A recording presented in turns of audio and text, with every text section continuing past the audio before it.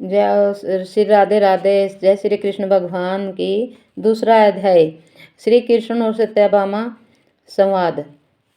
कार्तिक मास का महत्व व व्रत विधान बतलाने के पश्चात सूत जी ने कहा कि हे ऋषियों, कार्तिक मास के पुण्य को बतलाने वाली इस कथा को का भी अब आप लोग श्रवण करें। एक समय की बात है कि देव ऋषि नारद कल्प वृक्ष के पुष्प लेकर कल्प वृक्ष के पुष्प लेकर द्वारका पहुँचे। वहाँ भगवान श्री कृष्ण ने पद्य आदि अर्पण करके ऊंचे आसन पर बिठाकर उसका सम्मान किया।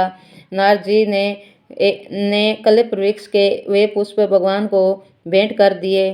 भगवान ने वे पुष्प अपनी रानियों को दे दिए। कुछ देर बाद नारद जी लौट गए और उनके लौटने के बाद भगवान श्री कृष्ण की 16,000 रानियों में श्रेष्ठ व परम सुंदरी पटरानी सत्यभामा ने मन में विचार किया कि यह मेरा कितना बड़ा सौभाग्य है कि त्रिभुवन पति भगवान मधुसूदन मेरे पति हैं और इस सब रानियों में अधिक मेरे प्रति ही उनका प्रेम अधिक है। मेरे आंगन में वह कल्प वृक्ष लगा है जिनकी पृथ्वी लोक में कोई कल्पना भी नहीं कर सकता। यह सब मेरे किन पुण्यों का प्रभाव है। एक दिन सत्यभामा ने अपने मन की बात यह अब भगवान श्री कृष्ण के समक्ष रख दी और इसका समाधान करने की प्रार्थना की। तब भगवान श्री कृष्ण ने मुस्कुराते हुए सत्यभामा को कल्प वृक्ष के नीचे ले जाकर कहा कि सत्यभामा, तुम मेरी सभी रानियों में मुझे सबसे प्रिय हो। तुम्हारे प्रति मेरे प्रेम के कारण ही तो मैंने देवराज इंद्र से विरोध करके स्वर्ग से कल्प वृक्ष मंगवा कर तुम्हारे आंगन में लगवाया है। मैं तुम्हें अधेय वस्तु भी दे सकता हूँ। तुम अपने मन की उलझन मुझे बताओ ताकि मैं उसका समाधान कर सकूं। तब सत्यभामा ने प्रसन्नतापूर्वक कहा कि हे स्वामी, यदि आप मुझ पर प्रसन्न हैं तो कृपा करके यह बतलाइए कि पिछले जन्म में मैंने ऐसा कौन सा पुण्य किया था जिसके फलस्वरूप मैं आपकी पत्नी बनी और आप मुझे अपने साथ गरुड़ पर बिठाकर विभिन्न लोकों में भ्रमण करते हैं। और हे प्रभु, पिछले जन्म में मैं कौन थी, मेरे माता पिता कौन थे, यह सब विस्तार से बतलाइए। भगवान श्री कृष्ण ने कहा कि सत्यभामा सुनो, इस जन्म में मैं तुम जो भी फल भोग रही हो वह तुम्हारे पिछले जन्मों के पुण्य के कर्म हैं।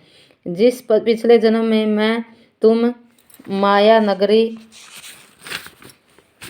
हरिद्वार के निवासी अत्रि कुल के देव शर्मा नामक ब्राह्मण की पुत्री थी और तुम्हारा नाम गुणवती था।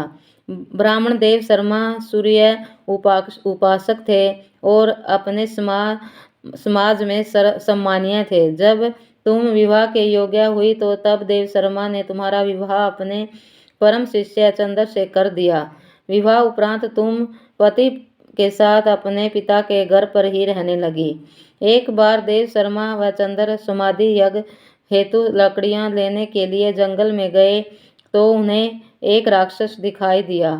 उस राक्षस से बचने का उन्होंने भरसक प्रयास किया, फिर भी वह राक्षस उनको खा गया। देव शर्मा व चंद्र को उनकी भक्ति के प्रभाववश वैकुंठ धाम की प्राप्ति हुई, लेकिन गुणवती तुम बेसहारा हो गई। श्री कृष्ण ने आगे कहा कि सत्यभामा, जो कोई भी पंचदेवों भगवान सूर्य, गणेश, शिव, विष्णु व शक्ति की आराधना करता है उसे मेरी ही प्राप्ति होती है। मैं एक ही हूँ लेकिन मेरे नाम अनेक हैं। हे सत्यभामा, गुणवती निराश्रित हो जाने पर भी जीवन भर एकादशी का व्रत करती रही। साथ ही वह कार्तिक मास का व्रत भी किया करती थी। वह मंदिरों में जाकर साधु संतों की सेवा करती थी। ये दोनों ही व्रत मुझे अधिक प्रिय हैं। हे प्रिय, कार्तिक मास में जब सूर्य तुला राशि में हो और तो तब ब्रह्म मुहूर्त में स्नान आदि करके भगवान विष्णु का पूजन, जागरण, वंदन करना चाहिए।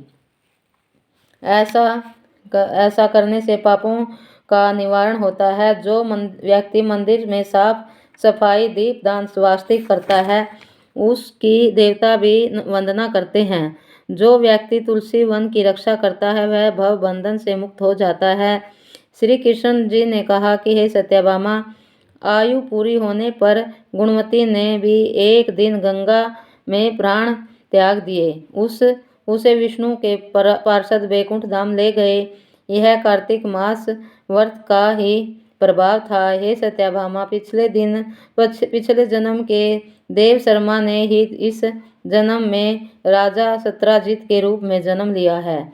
तुमने भगवान विष्णु के व्रत किए थे, अतः तुम राजा सत्राजित की पुत्री सत्यभामा हुई और तुम्हें मेरा साथ मिला। तुम्हारे यह सौभाग्य अखंड होगा। श्री कृष्ण जी ने कहा कि हे सत्यभामा, जो कोई भी पूरी निष्ठा और भक्ति के साथ कार्तिक मास के व्रत करता है वह तुम्हारे समान ही मुझे प्रिय है। अन्य व्रत, पूजन, दान आदि कार्तिक मास के 16वें भाग के बराबर भी नहीं है। ओम नमो भगवते वासुदेवाय। नमो नमः। दूसरा अध्याय समाप्त। जय हो।